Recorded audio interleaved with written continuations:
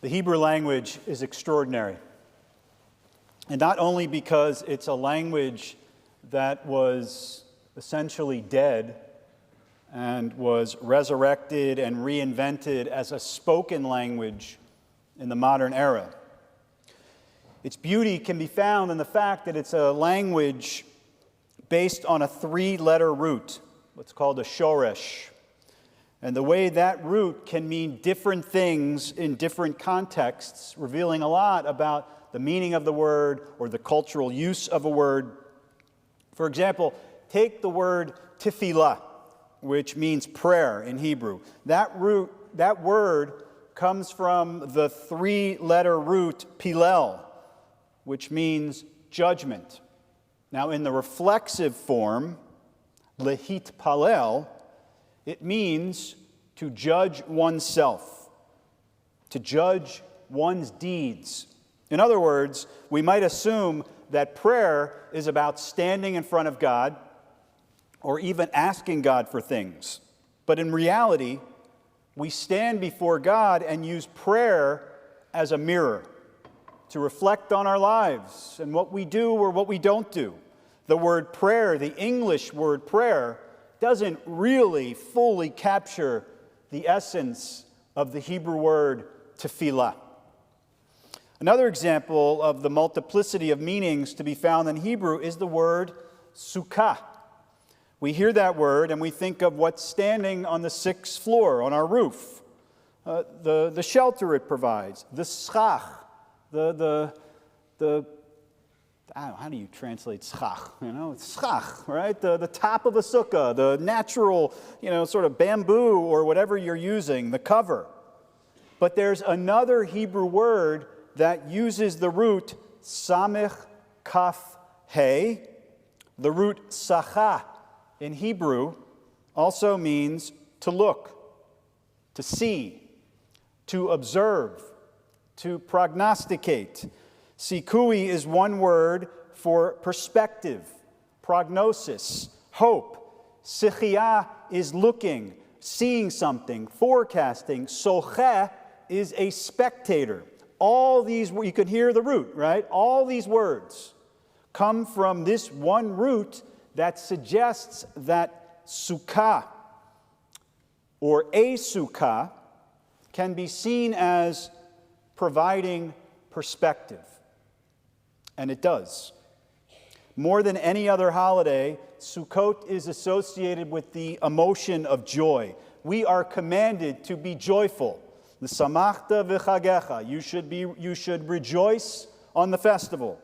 And a large part of that joy begins with reflecting on what in our lives ultimately brings us joy. And it's not, we know or we learn, the things that we possess in our homes. In fact, we are on Sukkot commanded to move out of our homes, out of our permanent structures with all of our things into a temporary, vulnerable, makeshift structure the week of the holiday. And it's there in the Sukkah where we realize that true joy doesn't come from the things that we own or the wealth that we amass. The rabbis were correct. One who has 100 wants 200. True joy, we understand, comes not from our relationship with objects, but relationships with other human beings, our parents, our partners, our children, our community, our friends. That's the shift in vision, the shift of perspective that the Sukkah, Samech Kaf He, provides. The structure of the Sukkah, the structure of the Word, the multiple lessons that one root communicates, informs us of a critical lesson to be learned about living a spiritual, reflective life. We can always turn. We can always change. We can always grow.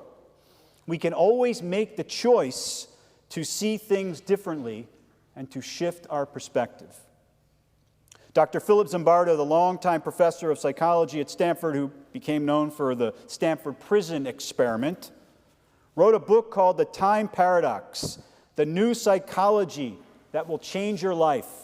He suggests that there are 3 ways that we can live our lives in time. First, we can be present-oriented, meaning that we base our decisions on how to act based on what's happening right now. Second, if our decisions are based on past memories, then we are past-oriented. And third, if we make decisions about our lives based on anticipated outcomes or consequences, we are future-oriented. Now, within these 3 categories, Dr. Zimbardo will break it down even more. So let's focus on the past for now. When we look to the past, we all have the facts of what happened in our lives at any given moment. We also have the choice to give that narrative a positive or a negative spin. Dr. Zimbardo uses terms like past positive time perspective versus past negative time perspective. Like you're either, it doesn't quite capture it, but you're either a glass half filled or a glass half empty type of person, right? That reflects a given choice that we might make.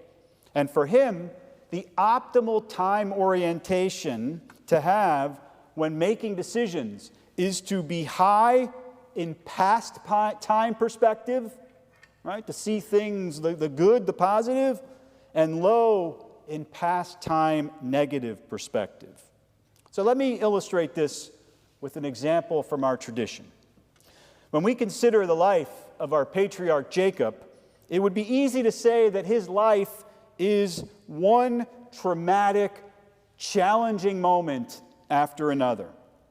His brother threatens to kill him. His uncle deceives him, and he has to work for many years to marry the woman he loves, Rachel. His daughter, Dinah, is raped. The family dynamic is always challenging.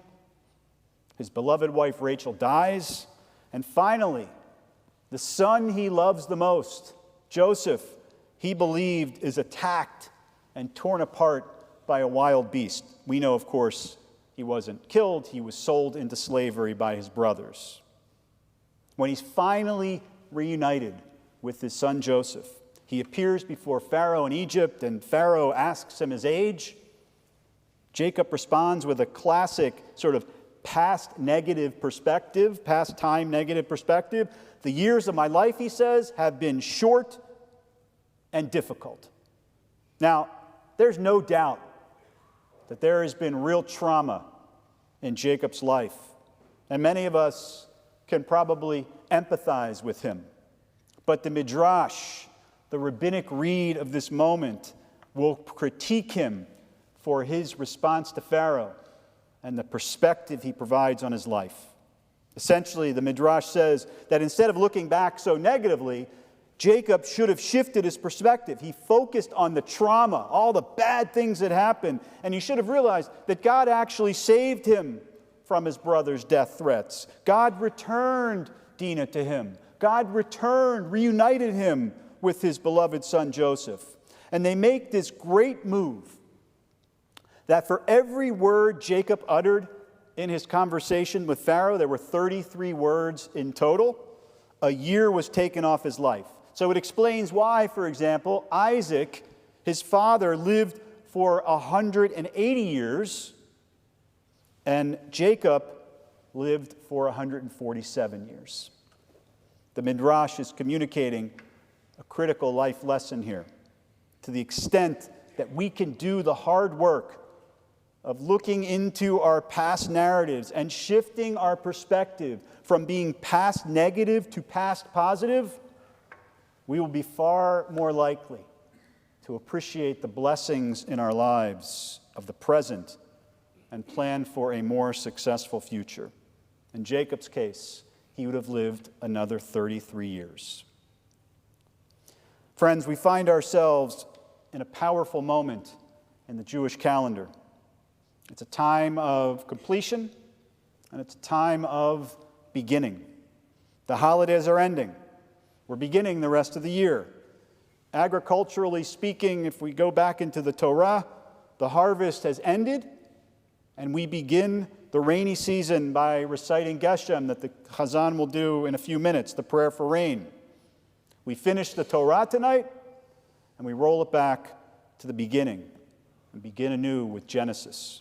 With all of that in mind, today, this day, is the holiday of Shemini Atzeret, which is sort of, to borrow a popular image, a holiday about nothing.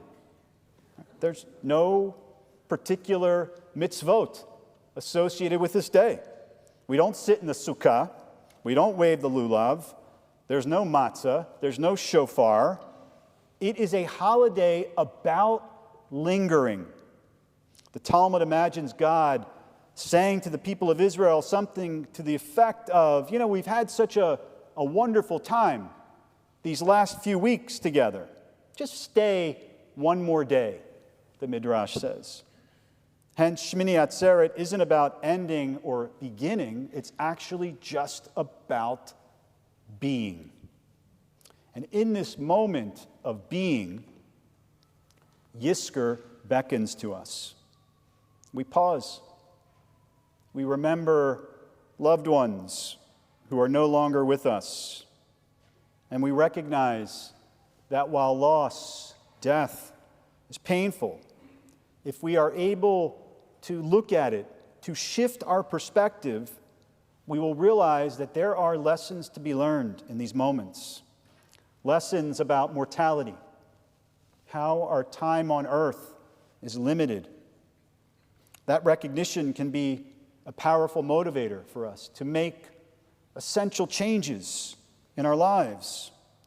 Or the lesson that we have it within our hands to transform loss into celebration. Yes, we mourn.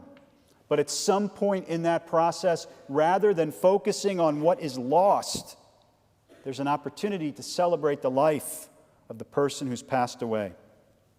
What do we admire about our loved ones? What's the legacy they left behind?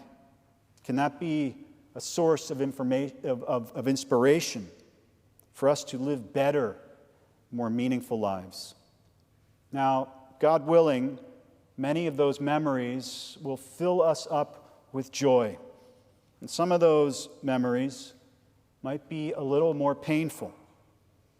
I encourage you to use these moments of quiet in Yizkor to try and see things differently, to focus on the perspective we bring to this moment of memory.